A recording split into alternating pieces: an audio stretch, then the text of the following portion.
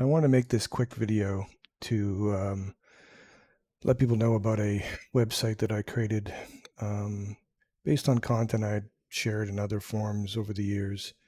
It was in a book I created about 25, almost 30 years ago about car setup. But basically, I've tried to make a site that's simple and is iRacing focused, but still could be used for other racing forums.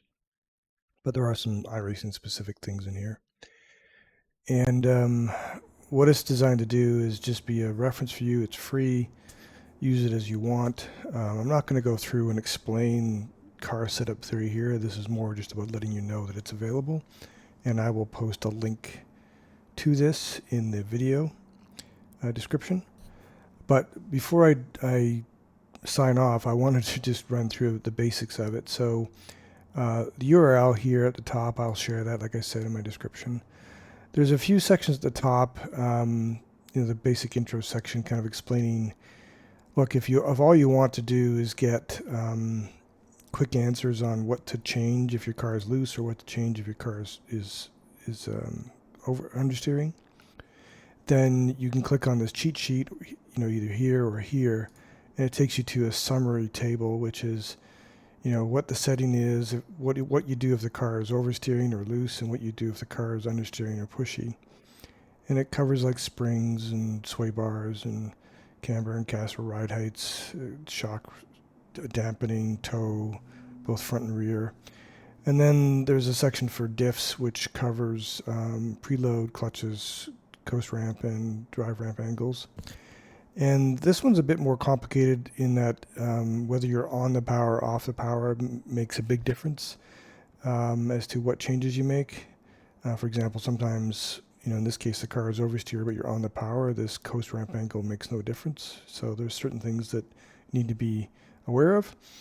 I could have broken down this into on and off power because there are some subtle changes, but in general, these are the right things.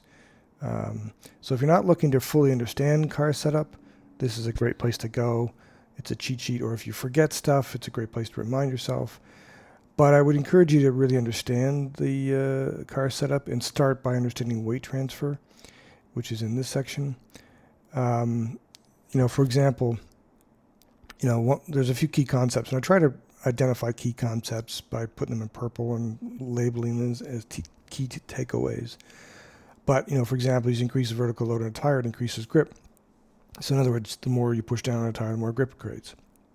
That's an obvious concept. However, what's less obvious is this one. The more lateral weight transfer you have from one side of the car to the other, the less grip that end of the car will have. So you're increasing the vertical load on the outside, you're decreasing the vertical load on the inside. That takes away grip. And so the greater that weight transfer from inside to outside, the less grip you have. And that's an important concept to understand, and why, increasing the sway bar stiffness takes away grip as opposed to adding grip. You would think, well, race cars have sway bars, so why don't I just go stiff all the time because they have really stiff sway bars? Well, because sway bars are more about tuning in balance than they are overall grip. In fact, stiffer sway bars take away grip, but they're used, but they help you keep the car more consistent. So that's why race cars tend to have it. But it's subtle things like that that you need to understand. And camber is another good example where, in general, more camber you have, the more grip you have. But that's grip when you're at the full load in the corner. But for example, if you want a bit more grip on corner entry, but you want a little less grip mid-corner, actually reducing the rear camber helps you gain a bit more grip on the entry because you haven't fully loaded up the outside, but frees up the car in the middle. So this is what I mean by it's better to read and understand so that you can apply the subtleties to the different scenarios you run into. But I do cover off camber, caster, tow, springs, dampening, roll bars, ride height differentials, and brake bias and brake cylinders. There's more I could have covered, there's more I could have covered, but this is what tends to apply to iRacing. I also added in a couple of things that I thought might be useful, like a pre-race checklist. What do you want to do in terms of learning the track? What kind of practice do you want to do, and how do you want to do it? How do you want to do your qualifying practice and your pit stop practice? These are the things that I apply. I'm sure there's people that do it better than me, but this is how I do it.